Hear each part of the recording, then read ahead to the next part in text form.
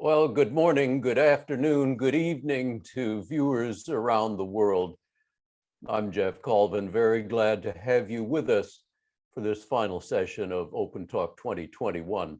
I should mention at the outset that we're doing this session in English, but if you would like to hear it in Chinese or Japanese, look at the bottom of your screen. You'll see a little button called Interpretation.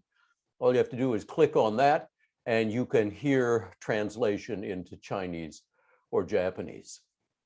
Well, today, 16 years after Jiang Ruimin put forward the Rendanheyi model, we see that the model is more relevant, more useful, and more influential than it has ever been before. We've learned how companies around the world, in Europe, North America, South America, Africa, Asia, are finding value in Rendanheyi principles, and they're applying them in their businesses. We've learned that these principles seem to be universal because they're not based on any particular culture, but instead are based on fundamental human qualities and on the realities of the Internet of Things era.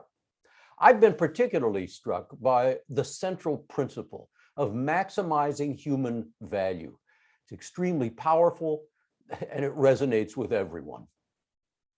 Now, in this final session of Open Talk 2021, we're going to see how Rendanheyi principles are being discovered and embraced by businesses of all kinds, and in fact are becoming standards, recognized and formalized globally. We're looking forward under the theme, Humanizing the Future. We start by asking two management visionaries about the trends they're seeing now. Emanuele Quintarelli is someone we've met already during Open Talk.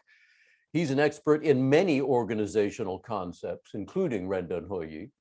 Norman Wolfe is a consultant to many organizations, author of a book called The Living Organization, and a strong believer in the deep human essence of every enterprise.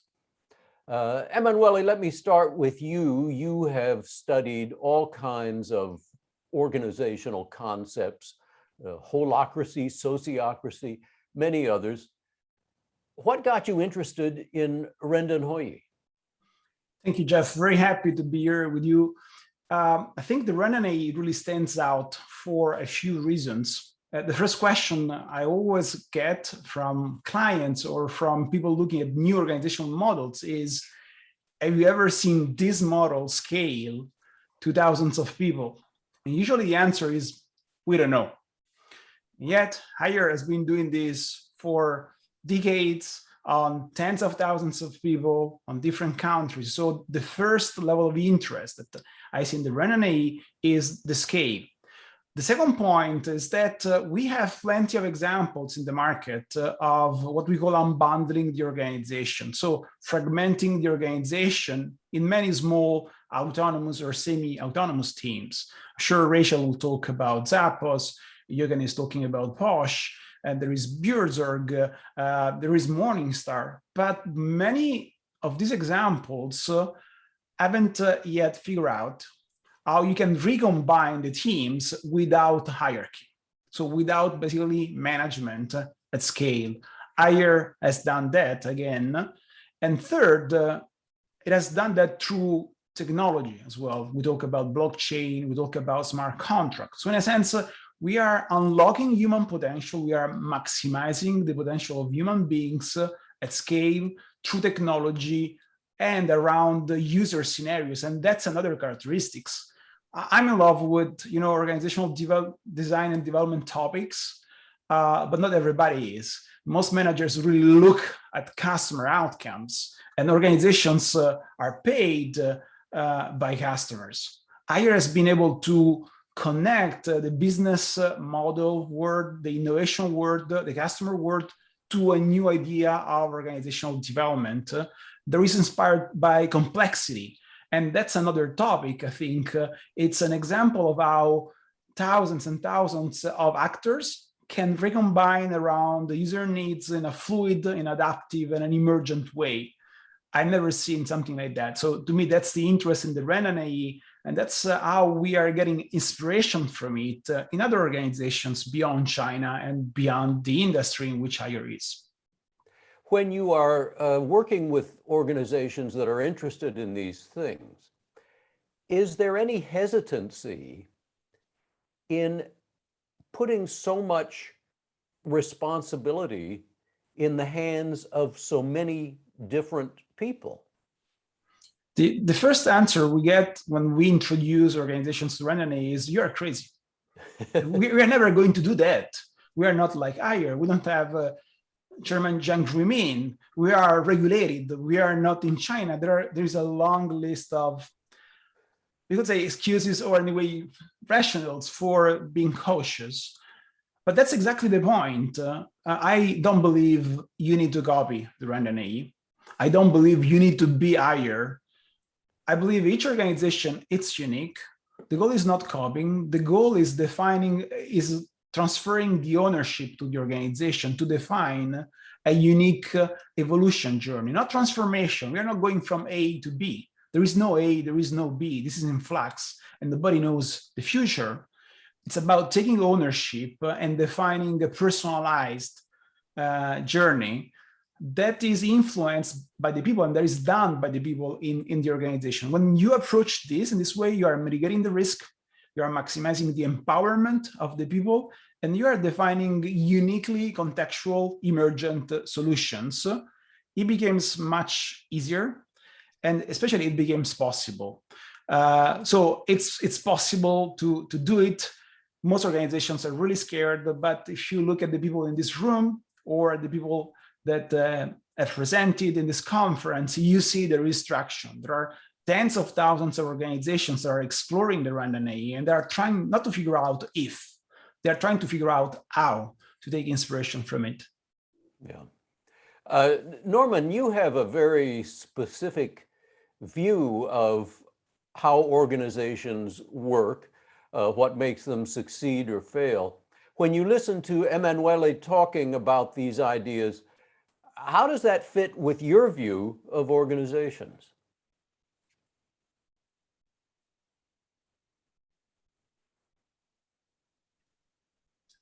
Norman, you're on mute. Yeah, Norman, yeah, you're muted. I got to admit, I just love talking to myself. Thank you for having me.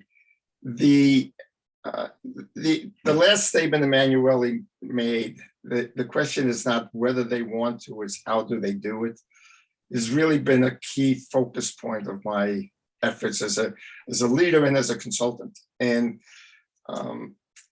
the challenge that I've seen is we come up with a lot of supporting structures, new models, new technology. At the end of the day, though, it's the people who have to receive or take ownership for these new ways of working. The challenge I've seen is that, and Emanuele was right when he said it's about transferring ownership. Well, you can't, I use the phrase, you cannot delegate into a void.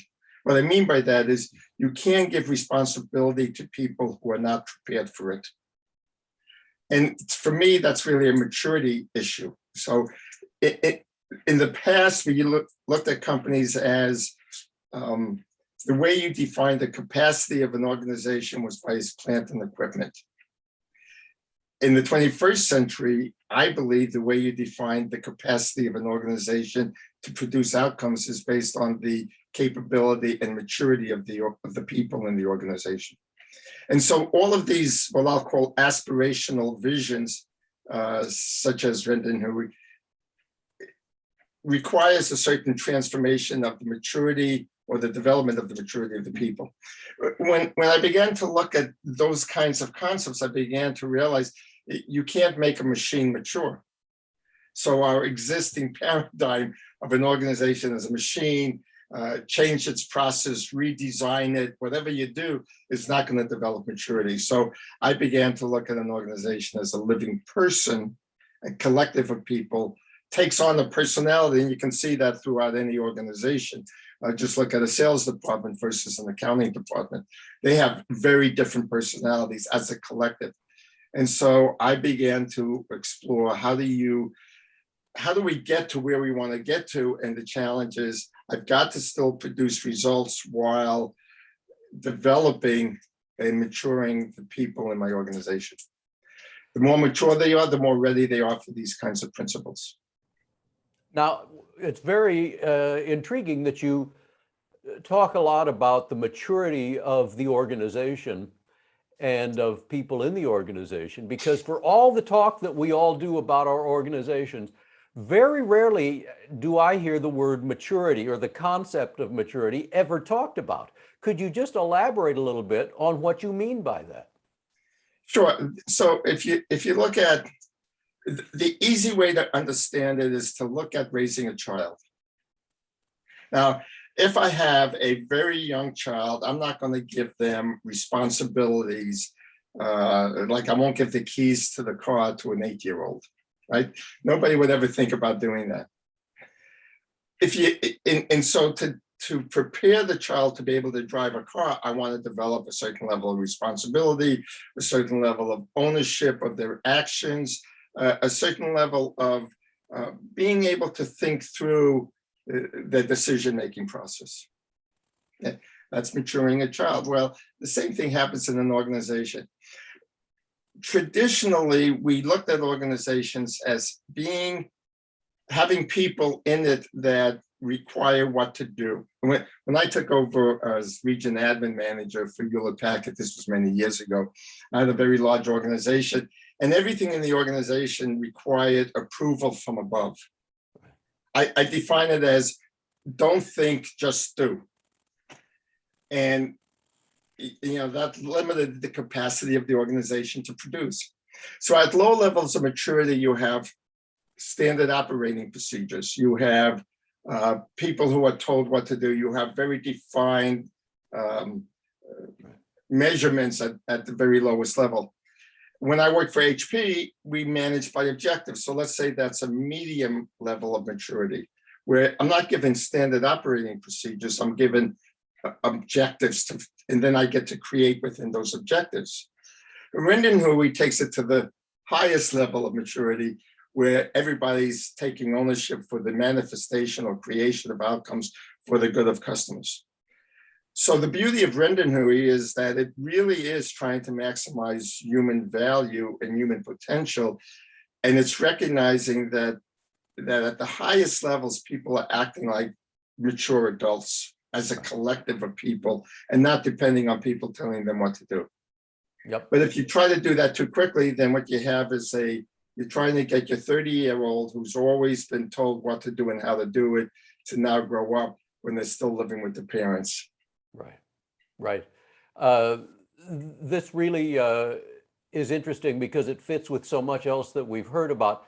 Emanuele, you've told us a little bit about the response you get from the managers, from the leaders of a company when they first hear about these principles, which is, you must be crazy. But what about the response from the people throughout the organization when they hear about these concepts? What responses have you seen? Let me clarify on the first point. Yes, the first reaction is you must be crazy, but also addressing John Dobbin's question, the organization sees the benefits and wants to have this intimacy with customers, wants to motivate employees, want to be nimbler, more adaptive, more prepared for the future. So it looks scary. That's why they say you must be crazy, but actually the benefits that it can bring are important. For employees, actually, it's easier because we have millions of people that just die every Monday morning.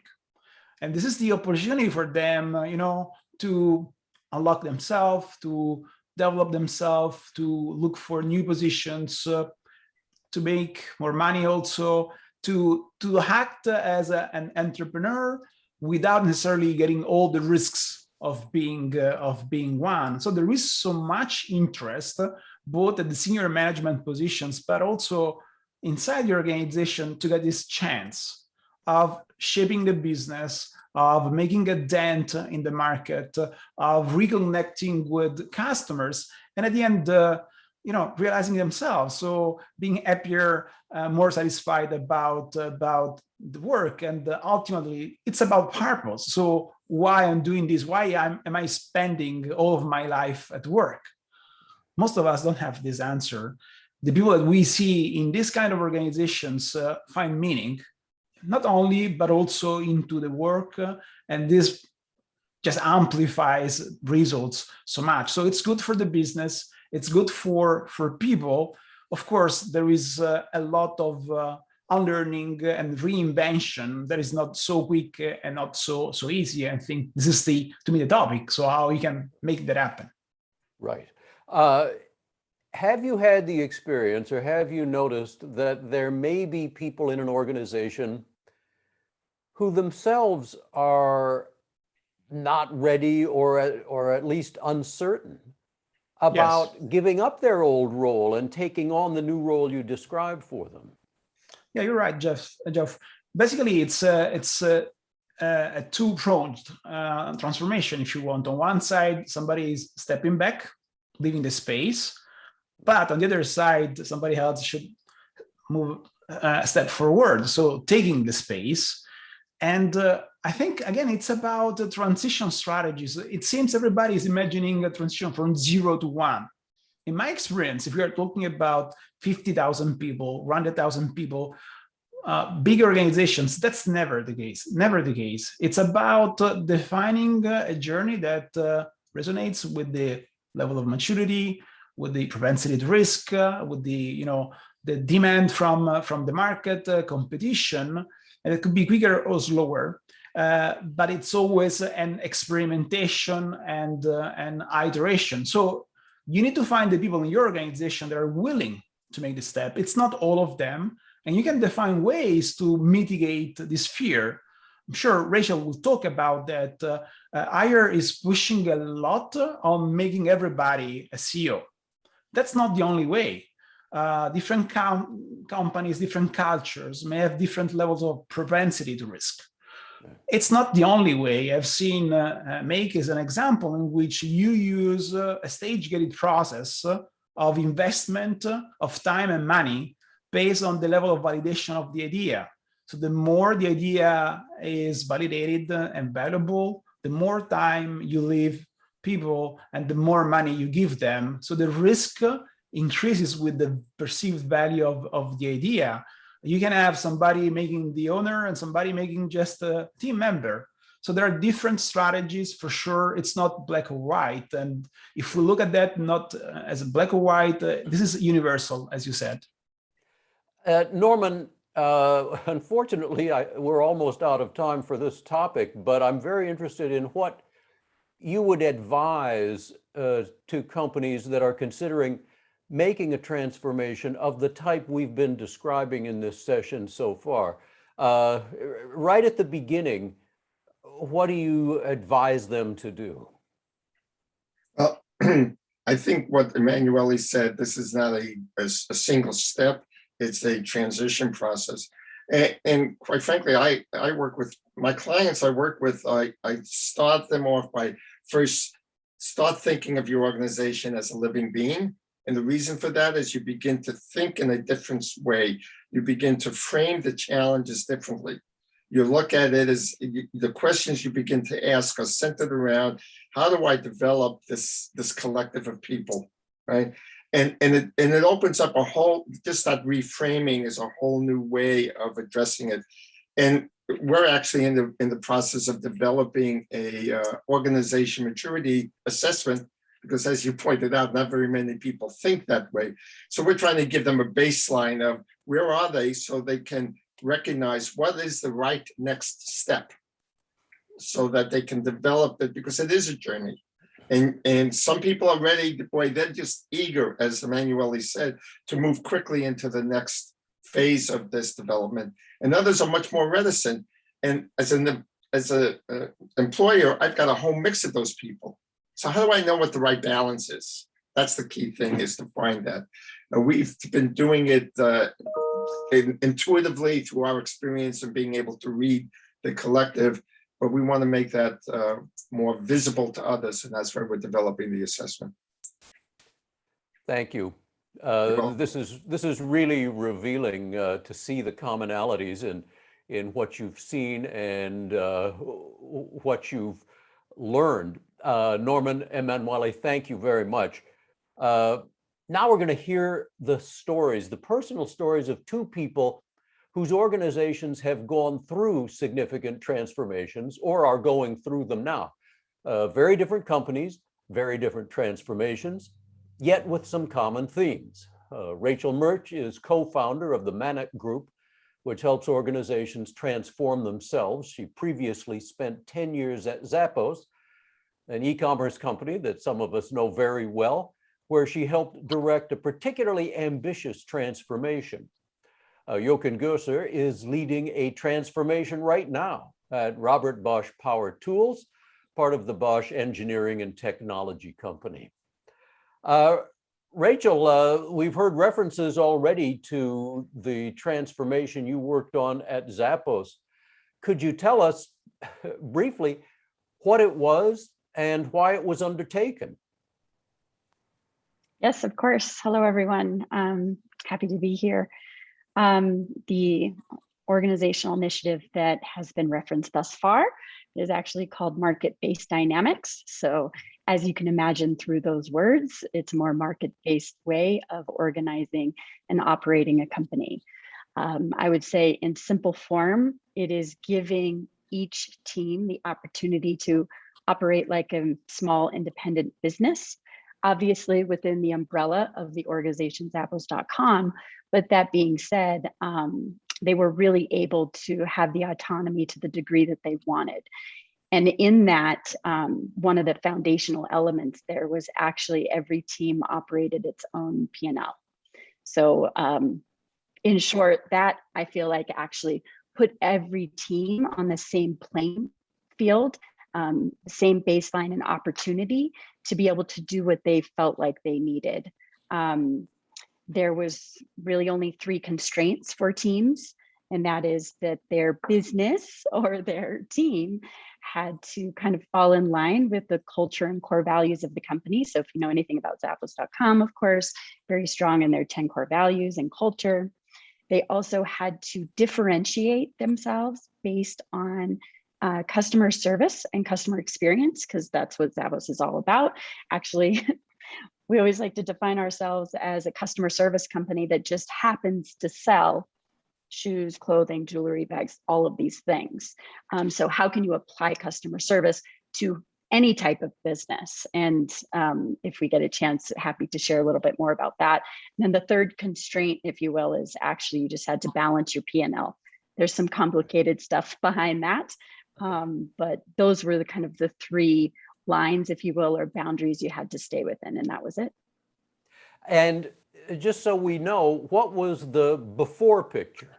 How was it organized before this? I'll say not super intentionally. It was more of a traditional hierarchy. That being said, Zappos, even after 20 years of existence, still had a lot of the startup mentality. So kind of even applying, not intentionally, but the Rendanheyi principles of having some shared services and things like that is the direction that we move through the market-based dynamics model. And before that, everything was very much centralized. Great. And just one more question before we'll come back to this a little later. But as you said, the teams now could go into any business in theory, as long as it followed the constraints that you outlined. In practice, has anybody gone very far from shoes and apparel and related merchandise? Yes, and I also realized I didn't answer the other part of your question, which was the why. But let me answer this one. And one example is actually a theater business. So Zappos, there was in the spirit of customer service and customer experience, in a traditional theater model, you go, you sit, you have to go stand in line forever to get your merch, or go stand in line and leave the show, if you will, to, purchase a drink or food. So Zappos actually has a theater downtown that they sponsor, still doing, obviously was closed for a bit. but it was a Zappos theater, and they were kind of revolutionizing the theater experience and the show experience. As you can imagine, being based in Las Vegas on the Strip, there were lots of opportunities to make improvements there. And quickly about the why, it's really about, survivability and not just sustainability as an organization, but with, the evolving world that we live in and the advances in technology. I mean, 25 years ago, nobody thought you could buy shoes online, right? That obviously changed, but what else could we change and also just evolve the organization to be able to, flex and adapt, sense and respond to the market? Thank you very much. Jochen, tell us about the transformation that you are overseeing right now. Again, what's the basic idea and why are you doing it? Yeah, thanks, Geoff, for having me on this panel. Well, we have a transformation that we call Agile Transformation. We started the journey almost 6 years ago. And the fundamental question was how can we become more user-centric based on Agile values. And the user centricity is at the core since we started that journey. With user, we really mean the people who use our tools, be it the professional builder on the construction side or the DIYer at home. Because this person, yes, we always developed tools for them, but we didn't have so much direct contact with that. And I think there were 3 major trends that we saw in the market or within our organization that really led us to the conclusion: are we really close enough to the user? Are we flexible and fast enough? And are we adaptive enough? And I think these 3 things really stood up to start this journey, this exciting journey 6 years ago. And so how far along are you now? Well, we were very keen in setting up this project at the beginning to say we look at agility from a holistic perspective. I mean, people in the room or in the chat know agility. It can be everything and nothing for many people, right? I think we really tried to look into 5 bubbles, as we call them, 5 sections. So how do we need to change the leadership style in our organization? How do we need to really foster and enable a collaboration culture? I mean, you have now much smaller teams in our organization, but they need to collaborate a lot with each other. We changed the organization upside down, also similar to what Rachel just said, in small business teams, as we call them, with end-to-end responsibility, but also processes and methods and strategy. So these 5 pillars are really keen for us. And the journey started 6 years ago. I'm usually getting a bit frustrated when people ask me when it's finished, because then they didn't understand the whole thing at all. Because like Rendanheyi and other things, it's like a continuous journey, right? So I keep them busy with finding out new things that we can improve. And I think at the moment, we're doing quite good there. So what have you noticed in going through this transition? Were there, for example, reactions by the workers across the company towards this whole idea? Did they embrace it? Were they skeptical? Other things that you particularly noticed as you implemented the changes? Yeah, let me tell a little story with that, Geoff. I mean, when I started with Bosch, and that was actually 5-6 years ago, I entered a room full of 20 volunteers of the organization, and they have been volunteering, signing up to be part of this, what we call Agile Transformation. And I entered the room with full enthusiasm, and basically people looked at me and said, okay, when do we need to do it? How do we do it? What do we need to do? And what's the milestone? What's the plan? And I basically said, no, there's a blank page. There's a blank page and we need to define it together. I mean, it sounds funny now, but it was really a very, very uncomfortable situation for a couple of weeks with getting those people moving and building up a trust relationship that we don't have a hidden plan. We want that they're really part of it. But I think 3-4 weeks into the game, the people saw it's like a light switch. They say, well, there is no plan, but they really want our opinion. Let's co-create. And then you see these people flourish. This is just fantastic. That is a very revealing story. Do you think it's important, or that I mean, Robert Bosch is a very big, famous, long-established, very successful business. I can imagine all of those things being problems when you try to implement something like what you are doing. Is that fair? Geoff, you have a very nice and diplomatic way of telling, yes, Germans are a big company and we're engineering background, and change is not one of the biggest things we are famous for, at least in Germany. And I can say that as I'm a German. I would say you're totally right. I think the beauty there is that if you look back at the Bosch history, and we are also over 100 years old company, the basic values of the Robert Bosch actually were very, very keen on focusing on people. And I think he would have been probably one of the startup founders in today's. And when you look at those values, actually, for many people, including like people who are long with the company, they say, now we are going back to our original values. And I think that's something which I also emphasize when you have agility or Rendanheyi or whatever. Yes, it's new way of thinking, but at the end, it's based on old values. And that's why you can connect a lot to people, no matter what age they are, no matter what background they are, and no matter what culture they are. So that's really the beauty in it. Yes, we had some bumps along the road, but that's also part of the game. But we see much more light in the eyes of our people, and much more eagerness to work together with us and shape the future together. One more thing, and we'll come back later, but have you noticed a change in the people who come to the company for jobs? Have you noticed a change in the people who come to work for you? I think at the beginning I mentioned, Geoff, that we had 3 market things, and I don't want to elaborate on the 2, which we call digitalization and globalization. But the third layer was really why we started the journey, was to be attractive as Bosch Power Tools for people that usually have perhaps other companies on their wish list to have jobs for. So, I mean, the whole Bosch organization is in a big transformation with automotive, with our consumer goods business. But I think that the underlying thing is, how can we also be very attractive for people that usually apply for people for other companies, startups, or in the Silicon Valley or wherever they are. So I think that was a big thing that we wanted to achieve. Yes. Yeah. Rachel, it's interesting to hear the stories of you and Jochen, because of course Zappos was in many ways kind of the opposite of the Bosch organization. It was not old, it was not gigantic, and it had a very different culture from the beginning. What did you find were the key steps in the process of making the change that you wanted to make?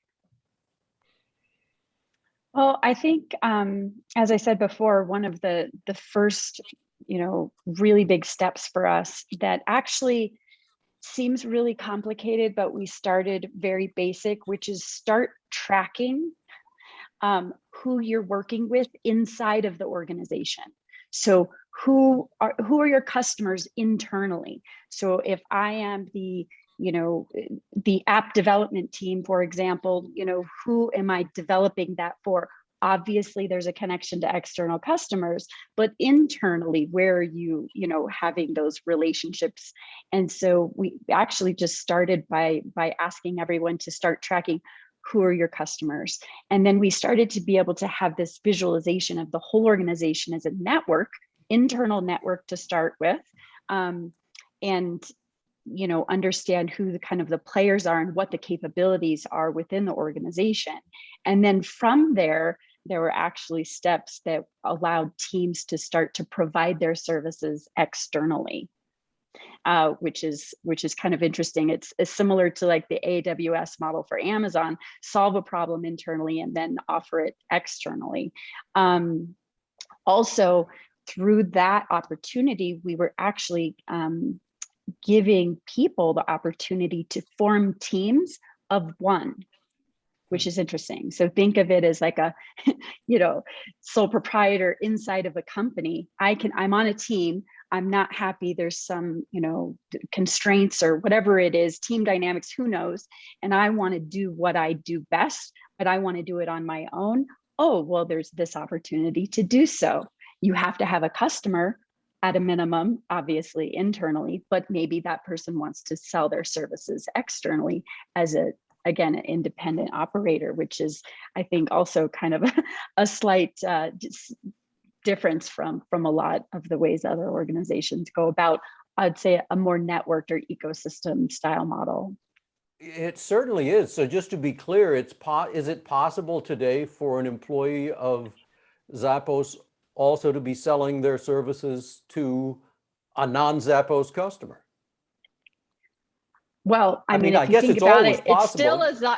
it's still a Zappos customer, right? Because Right. I'm not, I'm still part of the Zappos umbrella. I'm still representing Zappos, right? So, Right. and you still have to be Right. within those constraints of like culture and all of that. So it's, Right. but what it does is you have more Zappos customers. So you have customers Right. that maybe don't care about buying shoes or clothing online, Right. but they want, they want business planning services, or they want an app developed, as my example before.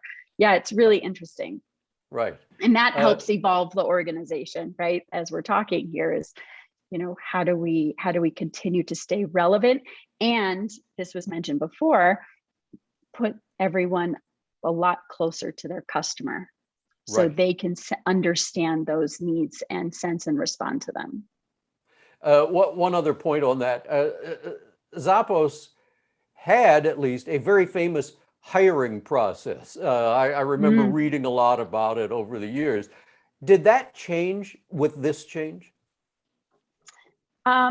Well, the process itself didn't change because that was very successful.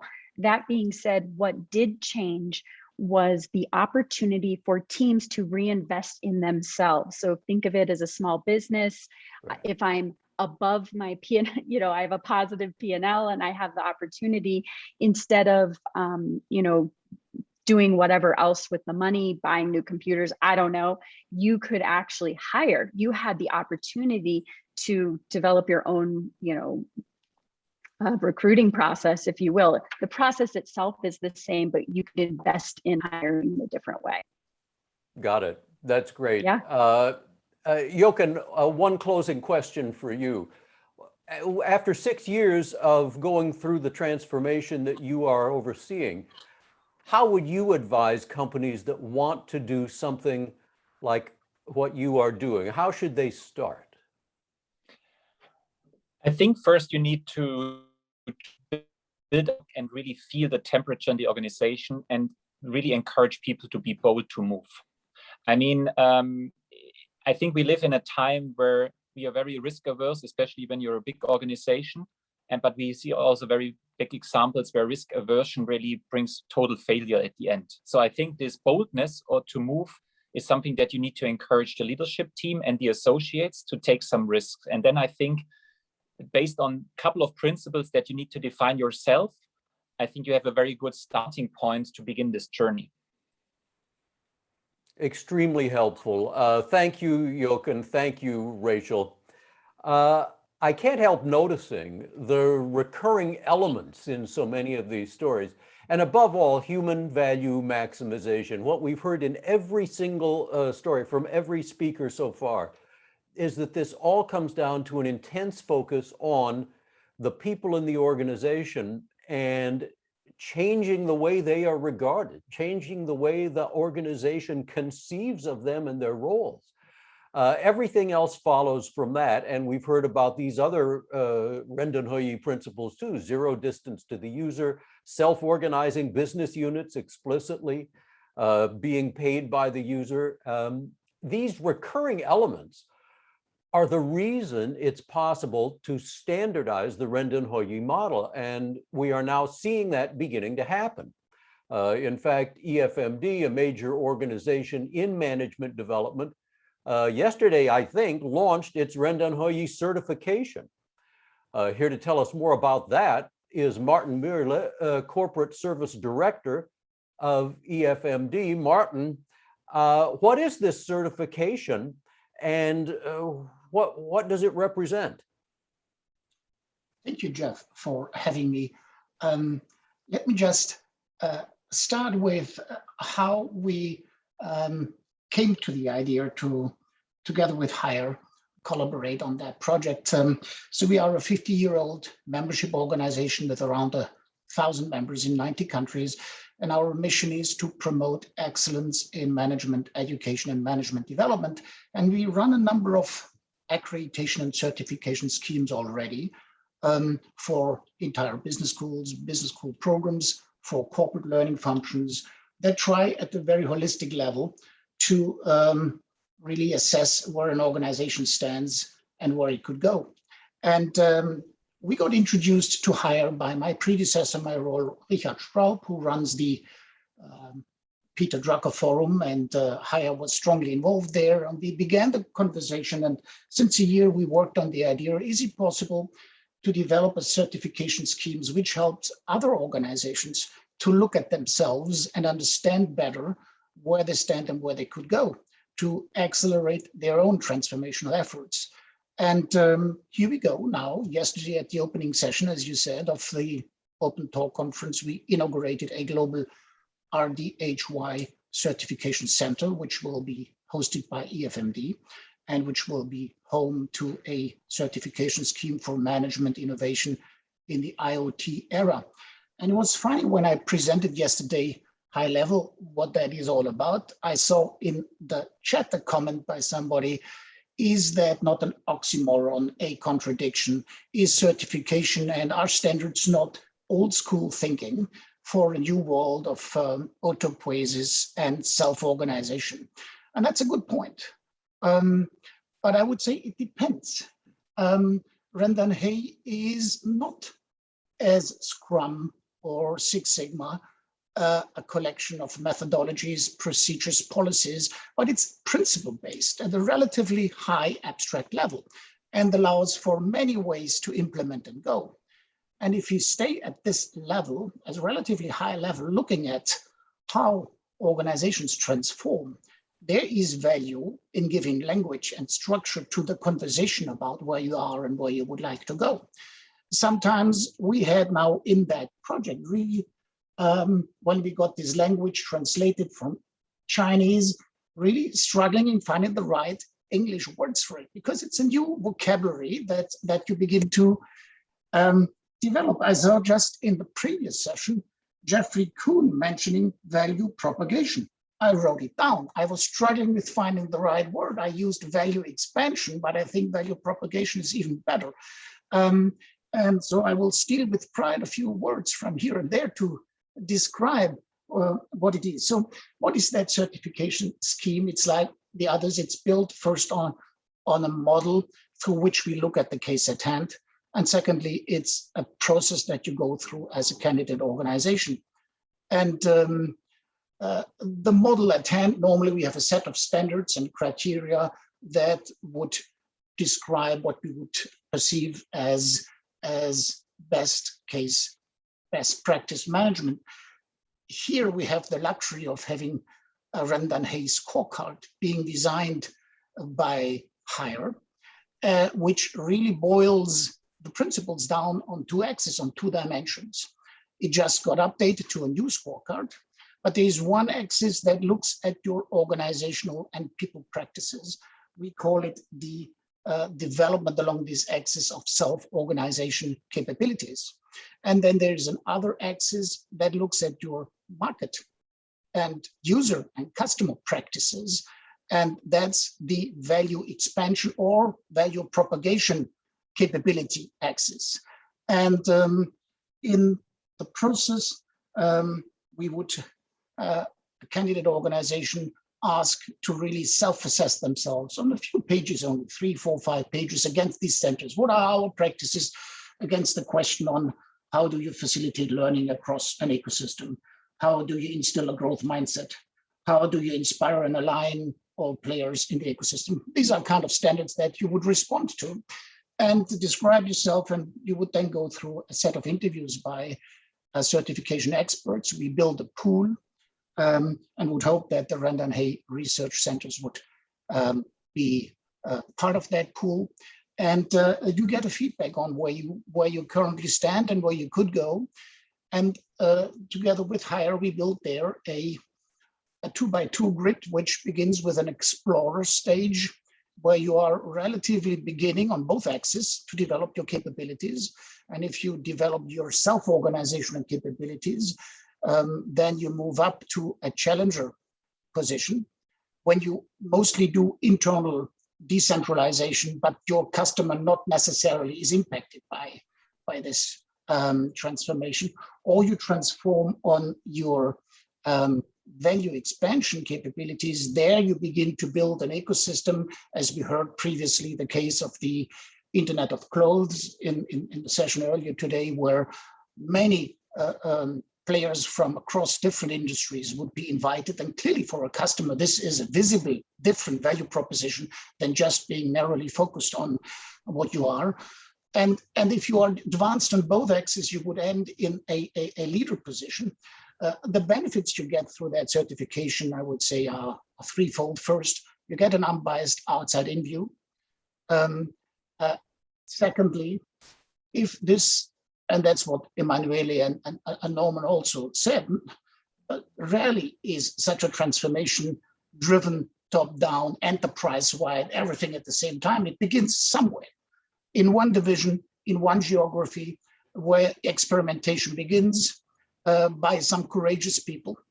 And such a certification might help you build credibility for the cause and building a real movement that builds up. And thirdly, it provides you access to a community of like-minded transformers.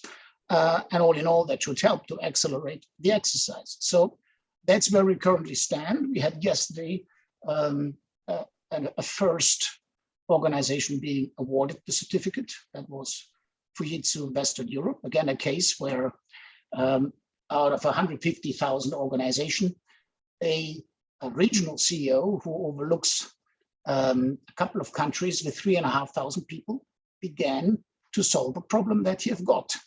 And in 18 months has already advanced really very impressively. Is it already an enterprise-like movement? No, it's not yet.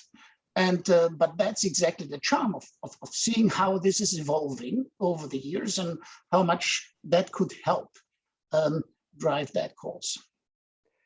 How did you first become aware of or interested in Rendanheyi? Well, it began in my corporate times. I was Chief Learning and Talent Officer at Deutsche Bank, later at UBS.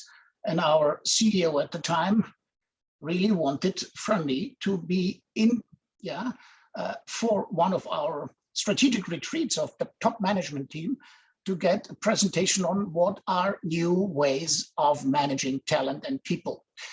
And I came across a couple of publications by Bill Fishers and others, and I took that case. I just knew it out of the literature as one of the cases. They stared at it and said, as Emanuele said, this is foolish. As a bank, you wouldn't do such thing. And but that was 8 years ago. And this bank is currently far advanced in agile transformations in various aspects. So we saw in just these 8 years that the world has advanced significantly in at least getting the awareness that this is the end of the way how we organized ourselves and that we open the door to a new world. And nobody has the answers. We are in experimentation stage, and you have a bit of a courage. You have to have courage to move there. In some industries, you are forced to. In others, like in banking, you might, to please the regulators, just wait a bit. But these are interesting times. Yeah. Yes, they are. If an organization wanted to learn more about the certification, what's the first thing they should do? They should go on the EFMDglobal.org website, and under assessments, they are already where they should be. And we are working with the Business Ecosystems Alliance team to build a link from their website onto our website. And so that's how you would get there. I just would hope that we, over the next months and the next year, we find opportunities like this one to just make us a bit aware. Right. Thank you, Martin. Very, very much. Extremely helpful. In addition to this Rendanheyi certification we've just been talking about, there is a separate standard being developed for innovation management. It's called ISO 56000, and Alice de Casanove is the chairperson of the technical committee for the standard. Alice, this is not explicitly a Rendanheyi standard. What is it? Well, first, thank you for having me today and give also the opportunity to present this new standard on innovation management. So this standard has been developed for the, let's say, now eight last years, and what we are using is the ISO approach, in developing a standards and developing an innovation management system. It means that when we are talking about a system, we are going to cover all the layers of the organizations. It means that covers, the leadership, the resources that you need to support your system. Also, you're planning to deploy the system, the culture that you have behind. So when we talk about culture, it will be the organization, the training, all these, elements of your system that needs to be interconnected if you want to deliver innovation. And the ISO 56002, so it's the document describing this innovation management system, is reusing the table of content of the ISO 9001, which is, the most famous ISO standard on quality management system. And as we are reusing the same table of content, it's very, simple for an organization to just plug on their existing management system this dimension of the innovation. And for this, they can use the ISO 56002, which is the innovation management system. And in our ISO 56000 series, we have also the documents, some, giving the definition of the innovation, the vocabulary. So that's the easy ISO 56000 document. And after, we have a set of tools and methods, such as intellectual property management, idea management, partnership management, strategic intelligence management. So we have all these documents also in our series. This is intriguing because, as you say, ISO is most famous for the quality standards that it developed many years ago, starting many years ago. But you could imagine that innovation management would seem to be completely different, because quality standards, this is a discipline that is based on statistics. It can be worked out mathematically in some ways. And innovation management seems much more qualitative than quantitative.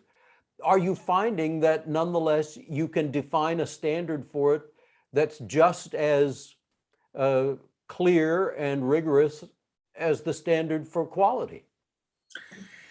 Yeah, it was not so easy, especially as a chairperson, to have the community of the quality management system people and also the community of the innovation management people. And, my mission was make sure that they were able to talk the same language and able to interact. Because that's true that the ISO 9001, at least the table of content, can be seen as a kind of limitation to the innovation.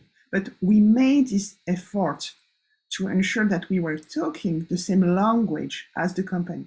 As your quality manager, asking the innovation manager to develop processes and to make visible the ways of working. Same, for the finance people in the organization. They expect to have KPIs to understand which is the return of investment of the innovation. Well, through the standard, we propose approach, we propose tools to put in place, these elements, which are very, which are required by the company to understand what's your return of investment if you're working on innovation. Of course, that was very hard, for the innovation community, which has to, manage uncertainties, because when we are talking about managing innovation, we are talking about managing uncertainties. And then how can you put, a framework around this uncertainties management just to be visible in the organization and make sure that your work is recognized in the organization. So that's all, these takes that we have taken into consideration, the standard, and that's a guidance standard. So we make only recommendations. They are not requirements in the ISO 56002. We just say, okay, we are a bunch of innovation practitioners. Based on our experience, we are sharing, let's say, for us, what's working well in terms of innovation management. Right. So is this standard a continuing project? In other words, will it continue to be developed? Yes. Because of the ISO structure, we have to review the standards every 2 to 3 years. So there's this revision. But the technical committee that I chair, which is in charge of this standard, is developing also new tools and methods. And we are working also on requirement standards. So, okay, we have published recommendations in 2019. Now, based on the experience of the implementation of this standard, let's see if some of the recommendations can be transformed into requirements to have a kind of baseline on how can you, put in place an innovation system in your organization. Yep. One theme we've heard through this entire session is the central role of the human element, maximizing human value. And some people might think, well, how does that fit into an ISO standard? In your case, does it fit in? Sure. There's a chapter in the ISO 56002 which is dedicated to the culture. And this is a chapter where you will find all the elements to put in place an innovation culture in your organization. And that's where, we have this human-centric vision for the innovation, because that's, the employees of the company who are in charge of the innovation. That's not only, the innovation manager, officer, or whatsoever, innovation team. That's really all the layers of the organization, all the employees. And well, we share some recommendation on how to create this engagement for innovation and make sure that all employees are contributing to the success and the sustainability of the organization. Yeah, that's so important. And it's intriguing also to hear you talk about it, because I suspect many people might even be surprised that an ISO standard would include a chapter on the culture, and yet, as you say, none of this will work properly unless that is addressed. Final question. If someone wants to pursue the standard or learn more, what should they do first? Well, they can go on iso.org and look for, the ISO 56000 series. They can join us also in developing the standards. So we are the ISO Technical Committee 279 on innovation management. And don't hesitate to reach out to me also if you want to have details on the work plan and to be onboarded into our technical committee. We are very friendly people and we have very interesting discussion regarding innovation management. It's good to hear. And thank you, Alice. Thank you very, very much. It has just been fascinating through this entire session to hear certain themes coming up over and over again. And of course, the primary one is maximizing human value. Every single panelist in this session, each from his or her own perspective, has come back to that same central value. And it strikes me as maybe the most important insight in Rendanheyi, that in the Internet of Things, technological advance above all. It frees, it liberates the ability of humans to contribute their whole selves. It really does enable the maximizing of human value. That's what's come through to me through all of this. And it does strike me as the right note on which to close. Thanks for watching this. Hope it's been useful. Stuart, over to you. Thank you, Geoff, and thank you to Emanuele, Norman, Martin, Alice, Rachel, and Joachim for making this final session such a great one. I think we are really getting to the heart of important issues, such as why organizations exist, how can they excite and engage employees, and how they can truly connect customers. I'm not sure that Rendanheyi has all the answers, but it certainly has some of them, and perhaps more importantly, it encourages people to ask new and demanding questions of themselves and their organizations. So thank you to everyone who's taken part in this event over the last 2 days. It's been a pleasure and a privilege to hear from so many inspired thinkers and practitioners. I've always believed that there is nothing so practical as a great idea, and our sessions have proved that. Our speakers from Fujitsu, Make in Thailand, GE Appliances, Bosch, and Jaipur Rugs provided rich and inspiring stories of the many different aspects of Rendanheyi being applied thoughtfully and imaginatively. The winners of the Zero Distance Awards also provided practical inspiration of ideas being put to work in a variety of businesses, industries, and contexts. And we've been fortunate to hear from some great thinkers like the legendary Ed Schein, Mark Greven, Marshall Meyer, Jeff Kuhn, Wesley Koo, Mike Lee, and Jim Moore, and others.